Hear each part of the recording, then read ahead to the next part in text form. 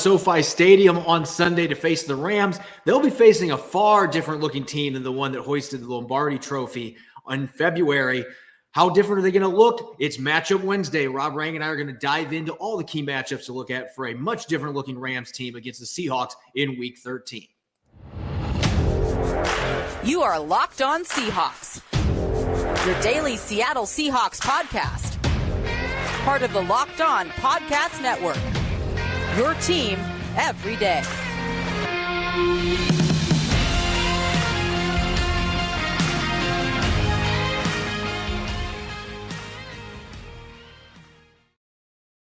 Greetings, 12. This is Corbin Smith, your host for Locked On Seahawks. Joining me as always, my co-host in crime, Rob Rang. Special thanks to all the 12s out there for making Locked On Seahawks your first listen 5 days a week. Our new listeners, also welcome, and hopefully you'll enjoy the show and want to come back and listen some more. Plenty of Seahawks talk coming your way. It's our weekly Matchup Wednesday segment, and usually it gets pretty repetitive when you're talking about NFC West opponents, but the Rams are going to look a lot different this weekend than what they had the last couple of years due to a plethora of injuries on both sides of the ball to a number of star players. So a lot of new faces we'll be discussing today on Matchup Wednesday. Let's get to it.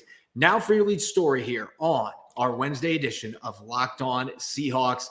There's a new safety in town, another former first-round pick joining the Seahawks safety group. Johnathan Abram today claimed off of waivers from the Packers, where I think he spent about 5 minutes and change in Green Bay, was with the Raiders at the beginning of the season, the team that drafted him 27th overall in 2019, former star at Mississippi State. Will be joining a battered Seahawks safety group. Jamal Adams obviously done for the rest of the season. Ryan Neal, the Seahawks don't know if he'll be available this weekend, dealing with elbow and shoulder injuries that he suffered late in Sunday's loss to the Raiders. And Rob, Abrams, obviously a player that brings a lot of talent to the table. There's a reason he was drafted in the first round in 2019. And yet, like pretty much every first-round pick that the Raiders have picked over the last 5 years, things just did not work out for him in Las Vegas, did not meet expectations, lost his starting job earlier this year, and now he's coming to Seattle, a place that will be his second fresh start in less than a month. But this may be a better chance for him than what Green Bay was in terms of playing time with the injuries and the fact that Josh Jones has struggled so much. Well, it's interesting that you mentioned Josh Jones, who, of course, was Green Bay previously as well. I think you look at Johnathan Abrams, the very first thing that stands out to me going back to not only his NFL film, but certainly at Mississippi State is just pure unbridled physicality. I think that Johnathan Abrams walks into Seattle's locker room and immediately he is the most physical safety on this roster. I love the move for Seattle on special teams. I am intrigued by the move for Seattle on defense as that traditional safety. This guy really can bring it when it comes to supplying pressure, supplying physicality down the alley, something that Seattle has struggled with so far with the reliable open field tackling from the safety position. So in that regard, I really do think that this could be an improvement for the Seahawks. Again, I have no question about it in my mind that this is going to be an improvement from the special teams regard, because this guy is that so-called assassin.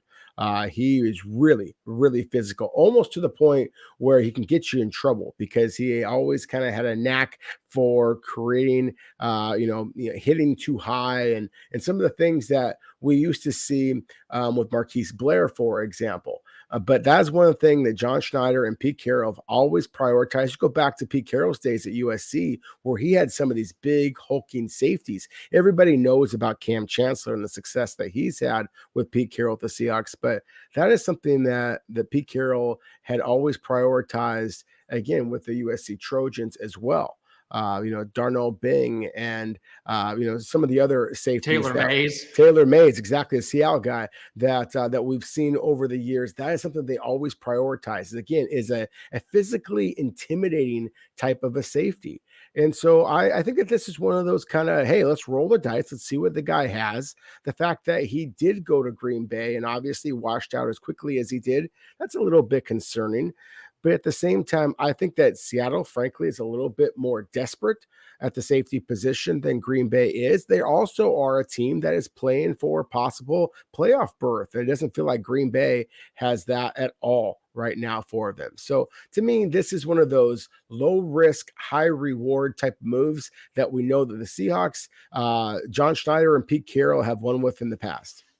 Yeah, and I look at his skill set, and when he was coming out of Mississippi State, a player that he drew some comparisons to was Jamal Adams, the way that he plays in the box. And he had 5 sacks his last 2 years in the SEC playing at Mississippi State. So he's got some talent as a blitzer. He had 14 tackles for loss in those 2 seasons. So he has always been at his best when he has been playing up in the box. He can be a cover safety, although you look at the cover numbers in the NFL, this is why he didn't work out with the Raiders. He had some injuries. That was one problem. The other thing, quarterbacks completing 76% of their passes against him for over 1,000 yards, 11 touchdowns, and just 3 interceptions. 125 quarterback rating against. Yeah, that's why he has been on the market, because he has not been able to get the job done in coverage.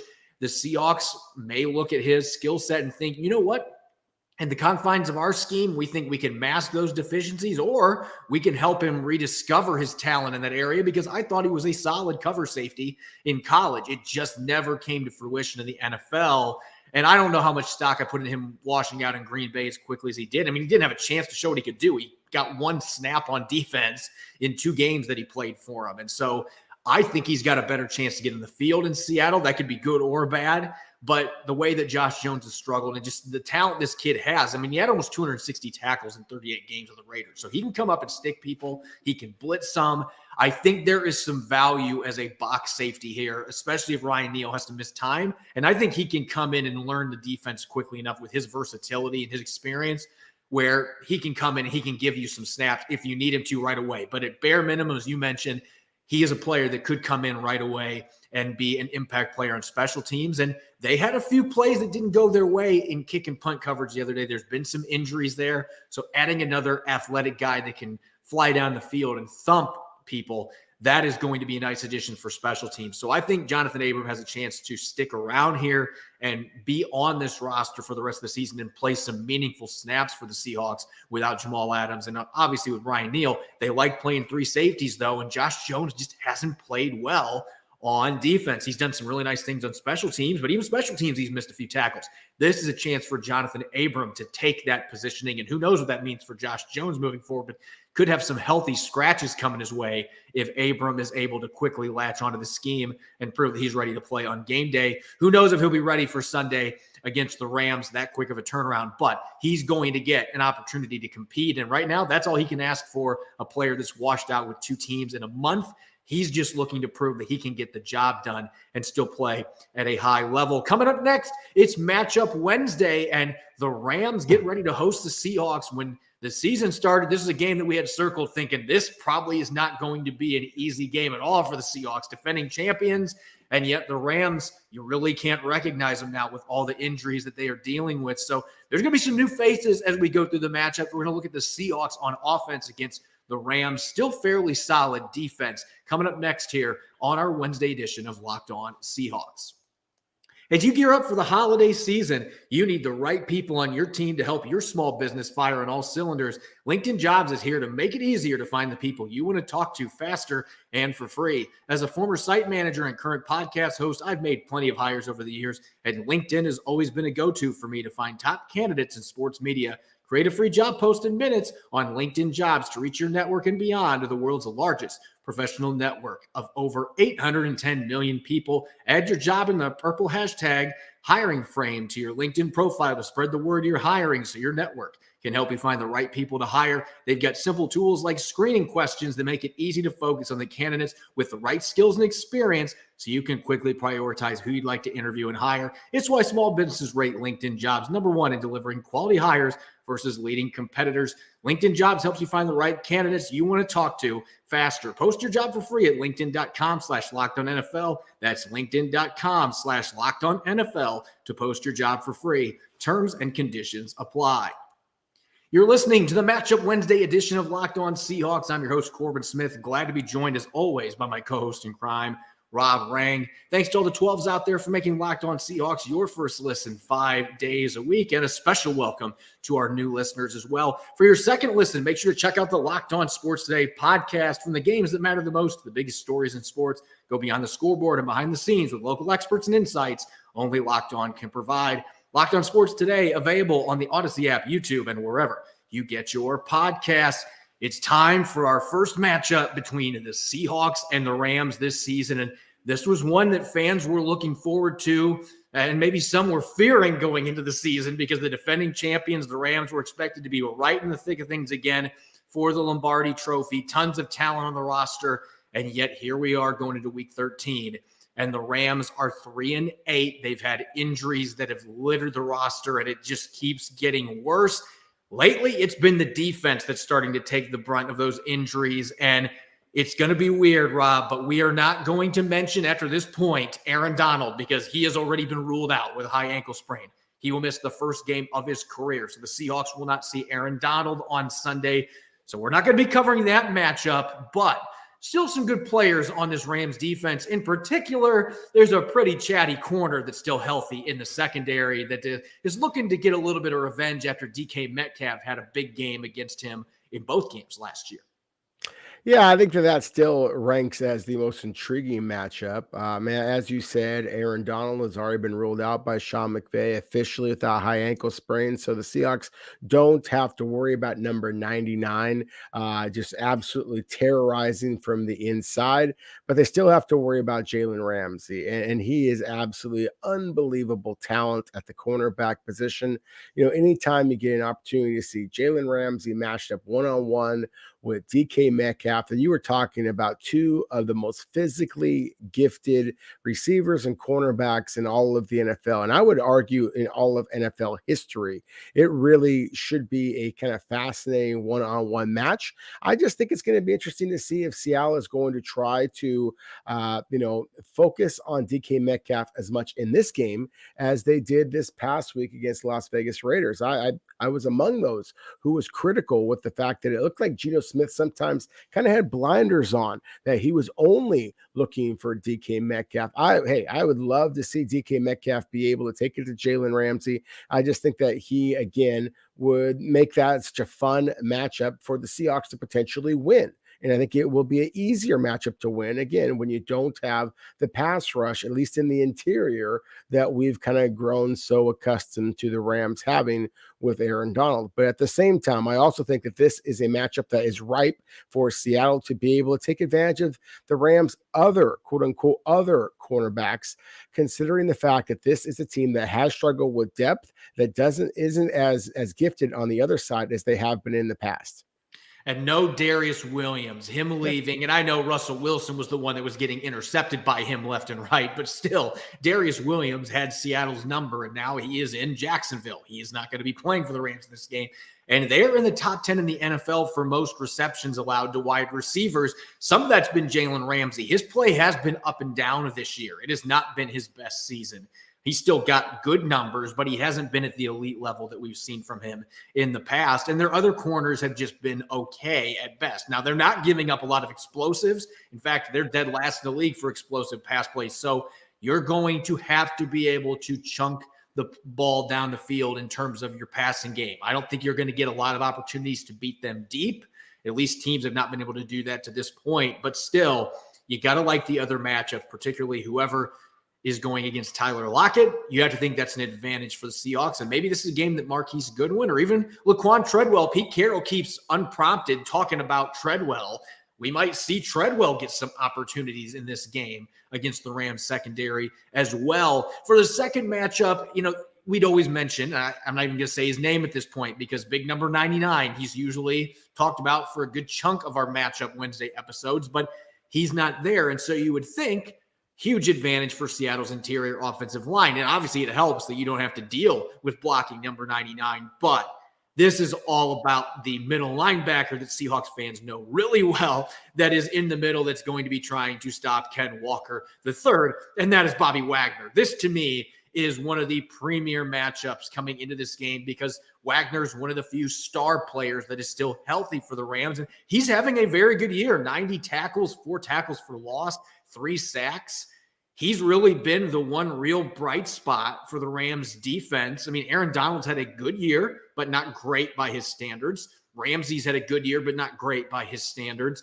Bobby Wagner's having another borderline all-pro caliber season with the Rams, and the Seahawks, you can make an argument, even with how much Cody Barton's improved, that they are missing him quite a bit in the middle. He has been a rare bright spot for this Rams team in a disappointing 3-8 season. You know he's going to be around the football, and he's going to be looking to greet Ken Walker III. This is going to have some revenge game written on it as well. You know Bobby Wagner is going to be thinking that going into this matchup, and so I'm really excited to see it. Can Seattle find a way to get their run game going? If they don't, probably a big reason why will be number 45, not number 54, getting downhill and making tackles on Ken Walker III. Yeah, I think that we highlighted the most intriguing matchup from an athletic perspective right off the bat with DK Metcalf and Jalen Ramsey. Just from a Seahawk competitive standpoint and from your heart, just knowing what an incredible player, what an incredible human being that Bobby Wagner is, then I think that there's so many Seahawks fans out there who are just fascinated to see what, as you said, number 45 is going to be able to provide the Los Angeles Rams. I mean, he is their poster boy right now. Literally, if you go to the LA Rams website, it's Bobby Wagner who is on the cover of their website right now. Not Aaron Donald, not Cooper Kupp, not Matthew Stafford. Bobby Wagner. And so to me, that is just fascinating in and of itself. And I certainly would agree with you, considering how many struggles that the Seahawks have had at the inside linebacker position. Then, yeah, if you were to bring Bobby Wagner back, then he would be an upgrade because Cody Barton just has not taken that next step. Jordan Brooks has been solid, but he hasn't been a spectacular player. At the same time, I feel like Bobby Wagner's play has dropped off pretty significantly over the last couple of years. And what I've been able to see of the LA Rams so far this season, I think that is still the case. I see a very instinctive player. I see a guy who is still physical. I see a guy who has still above average speed for the middle linebacker position, but he was once one of the fastest linebackers, one of the most physical linebackers in all of the NFL. And so I do think that there are going to be some opportunities where a running back as dynamic as Ken Walker, a tight end group as dynamic as Seattle has, should be able to take advantage of a slower and less physical Bobby Wagner at this point. And so to me, it really comes down to how much Seattle wants to really try and target Bobby Wagner. I thought that Seattle really showed how well they knew Russell Wilson and that the way that they were able to make an absolute superstar, at least in the past, really look very mortal in that first game of the season. And obviously Russell Wilson has struggled the rest of the year for the Denver Broncos. I wonder if Seattle is not going to be able to show some of the kryptonite behind Superman or Teenage Mutant Ninja Turtle himself and Bobby Wagner a little bit, just because, again, they know him so well. And so to me, that's really going to be fascinating. But again, all due respect to Bobby Wagner, because I really think that he is such an instinctive football player. You said it, the revenge factor. I think that he's going to have some revenge factor as well. He knows Geno Smith. He knows what the Seahawks like to call. So to me, I see some reasons why I think that Seattle might be able to take advantage of Bobby Wagner. I also think that Bobby Wagner might have a little bit of something that he's going to want to bring back to the Seahawks too. So I really think this is going to be a fun matchup for Seahawks fans, for LA Ram fans to watch as well.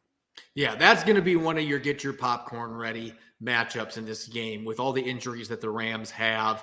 And I think one other matchup that's going to be worth watching in terms of what's going to dictate the game. Abraham Lucas and Charles Cross as a duo easily had their worst game as NFL tackles this past weekend. Both of them had 6 pressures allowed by my count. It was a struggle against the Raiders, particularly when Max Crosby was going against Abraham Lucas. Lucas should be feeling much better, though. He's not going to be trying to rebound from an illness. Charles Cross, I thought, he gave up 6 pressures, but I thought he played a bit better than what Abraham Lucas did.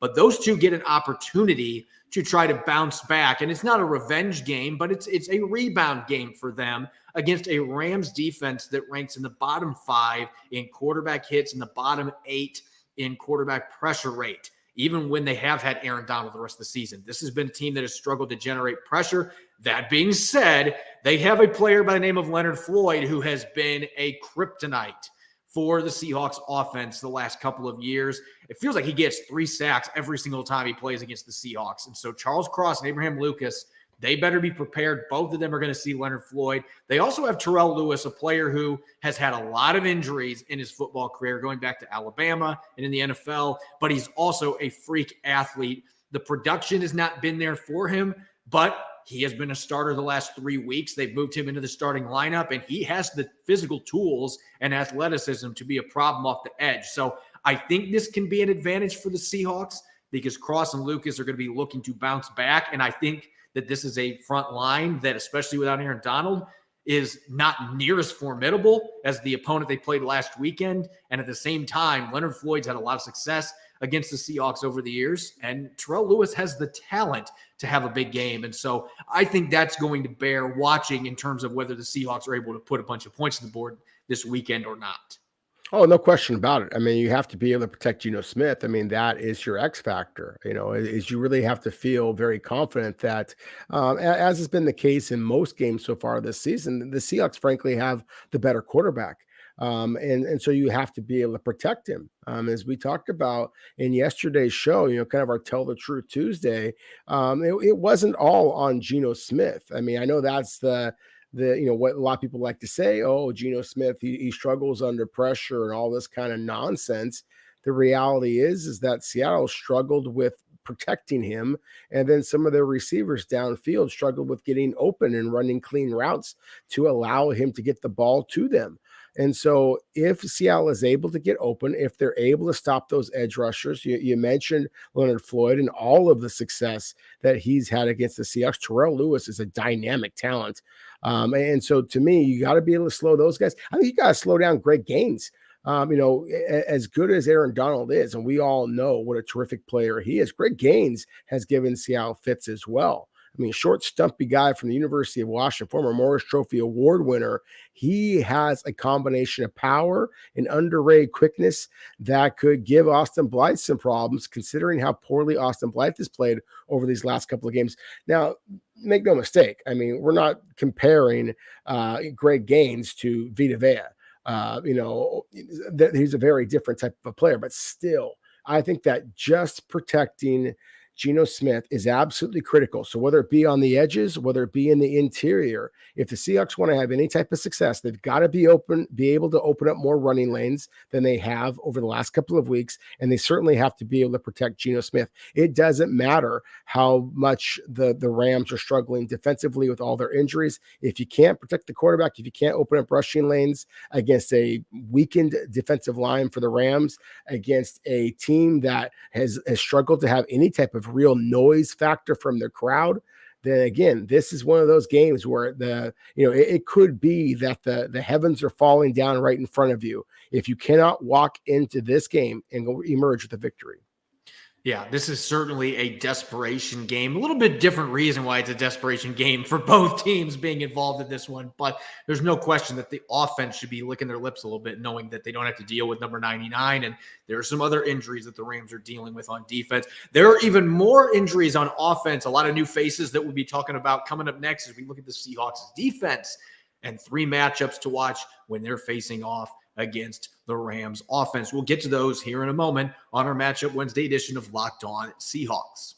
This episode is brought to you by Audible. Audible is releasing a slate of new football podcasts we're sure you're going to love, including the Block Forever podcast. It's a brand new podcast from former NFL All-Pro Ryan Khalil and Audible. Khalil takes the conversation about football to the next level by giving football fans an insider's look at the game through the eyes of the greatest players and personalities of all time. Khalil sits down with star players such as Christian McCaffrey and Juju Smith-Schuster across the league to get the real about what happens on the field and behind the scenes, inside locker rooms, during team meetings, and back at the hotel. Catch the full Block Forever series available anywhere you get your podcast. It's available everywhere right now. Audible, get in the game. Turo is the world's largest car-sharing marketplace. With Turo, you can book any car you want, wherever you want it, from a community of local hosts. Browse a huge selection of vehicles for just about any occasion or budget across the U.S., Canada, the U.K., and soon in Australia. Book a spacious SUV or minivan for a family road trip. Get a classic or luxury car for a special event, birthday, or holiday. Find affordable economy cars if you're on a budget and just need to get from A to B. Test drive that new electric vehicle you've had your eye on to see how it fits in your everyday life. Many Turo hosts can even deliver the car right to you. Every trip is backed by liability insurance. Terms, conditions, and exclusions apply. Ditch boring rental cars and find your drive at Turo.com.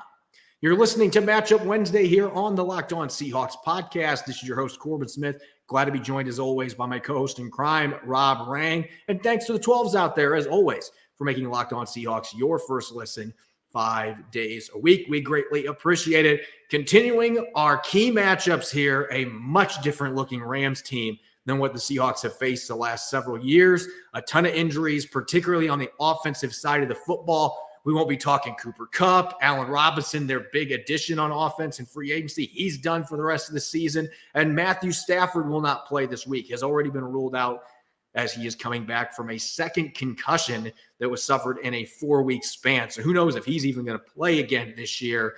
And that leads to a very different discussion. I think we got to start with a quarterback position here for the Rams. Now, John Wolford may play this week. He was dealing with a neck injury of his own, and even though he was able to dress, he was not prepared last week, didn't practice. So they ended up having him as the backup. And what that meant for the Rams is that they brought in Bryce Perkins. And Perkins had never really played any snaps in the NFL aside from the week before. He has 161 passing yards on his resume, most of that coming last week in a loss to the Chiefs.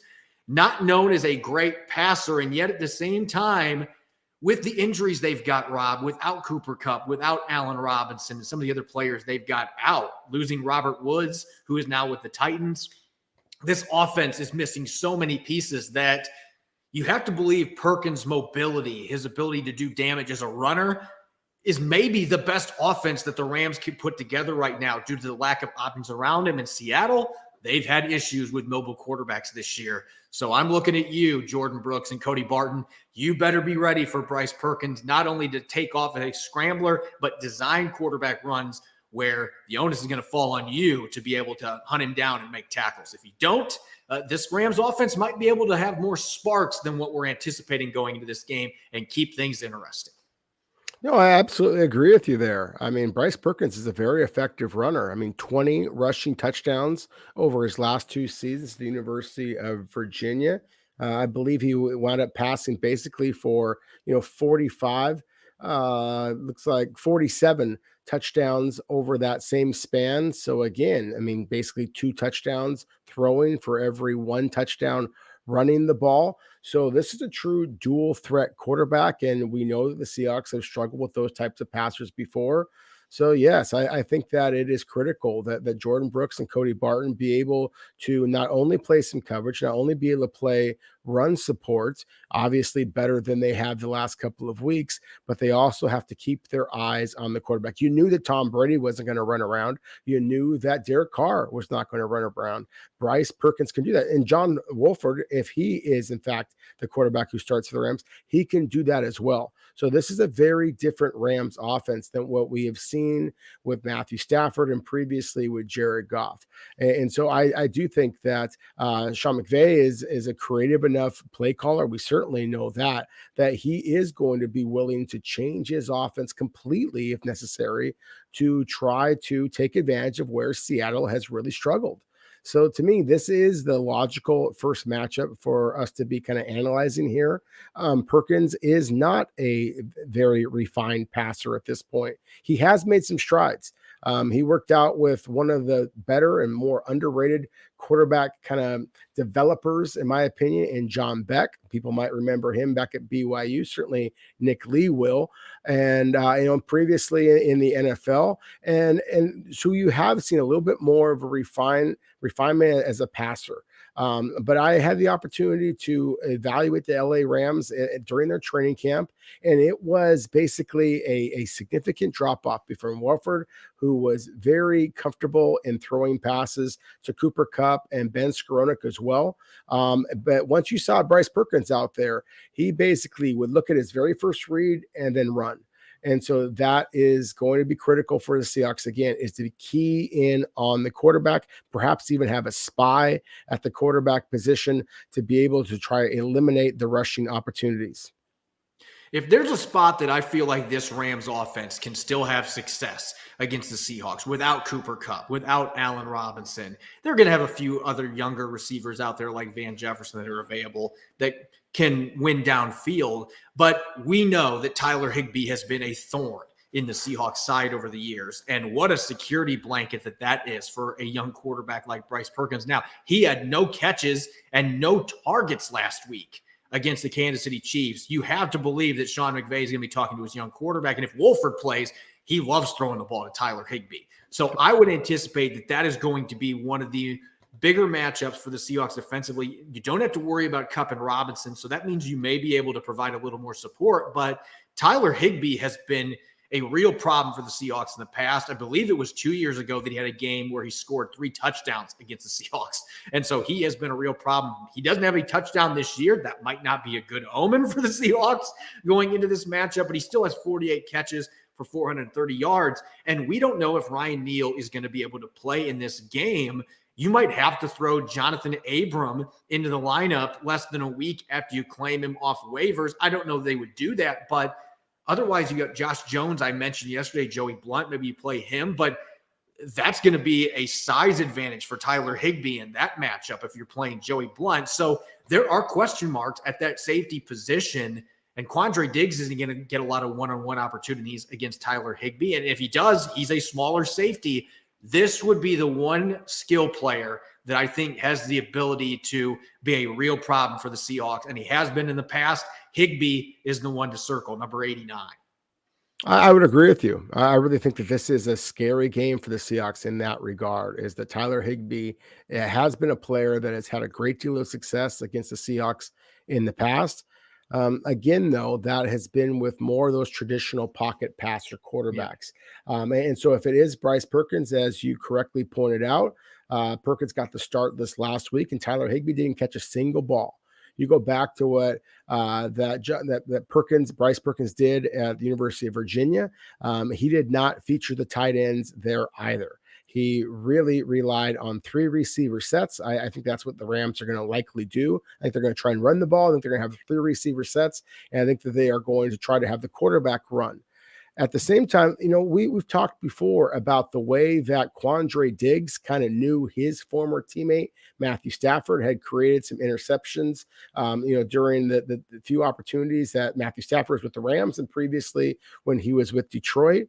Well, the Seahawks, and you mentioned him by name, Joey Blount, had a former safety that was with Bryce Perkins back at Virginia. So perhaps he has a little bit of magic in the bottle that they're just kind of waiting to unleash in this particular game as well. So we've talked about this, the possibility of Seattle using using the safety, Joey Blount, a little bit more as a safety, not just on special teams.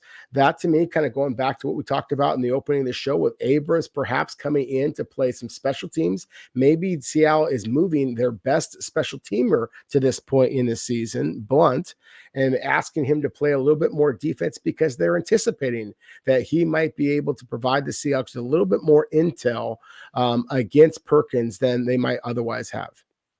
And we mentioned the tackles going against edge rushers in our last segment for the Seahawks, Charles Cross, Abraham Lucas, having to deal with Leonard Floyd as well as Terrell Lewis, a player who hasn't been productive this year, but he has off the charts athleticism. So they got to deal with that. I look at this, and this might be maybe the most advantageous matchup for the Seahawks on either side of the football because Andrew Whitworth is retired and Joe Noteboom gets hurt. He's done for the season. He was supposed to be the heir apparent at left tackle. They lost him early in the year.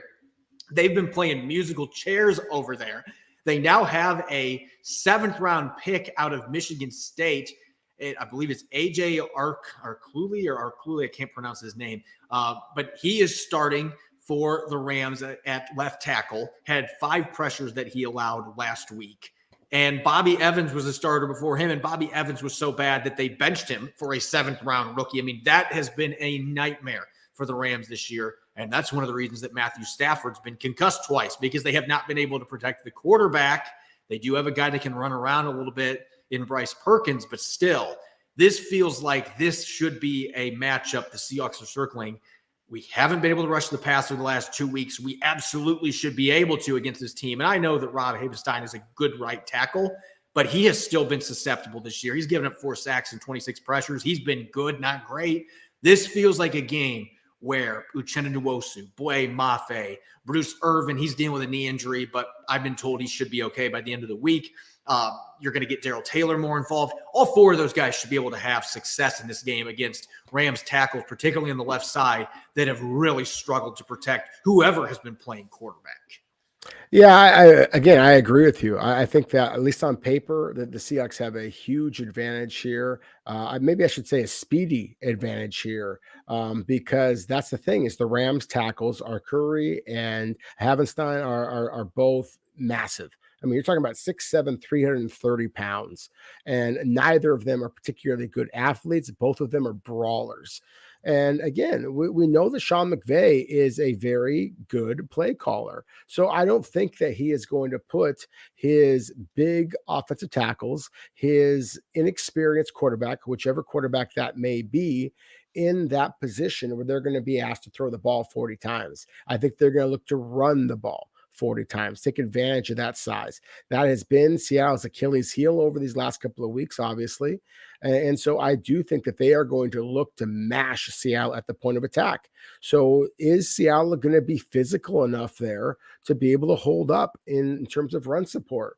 That's not something that Darrell Taylor has shown much success in doing so far this season. Bruce Irvin certainly has, but as you mentioned, he is struggling with injuries himself. Uchenna Nwosu has not been the same guy these last couple of weeks. So I do wonder if Seattle is going to try and creep towards the line of scrimmage and be able to slow down that running attack and force the Rams to try to pass their way back into the game. So to me, what that comes down to is, again, you have to slow down the Rams running game immediately, and then you have to be able to get a little bit of a lead and force the Rams to panic a little bit. If that's the case, then yes, I do think that this could be the type of game where the Seattle pass rush could get healthy very, very quickly. They could rack up 4, 5, 6 sacks in this game. At the same time, if you want to kind of bite your nails a little bit and worry about this potential matchup with, again, the Super Bowl defending champion Los Angeles Rams, then you do have to worry that they are just going to try to run the ball right down your throat.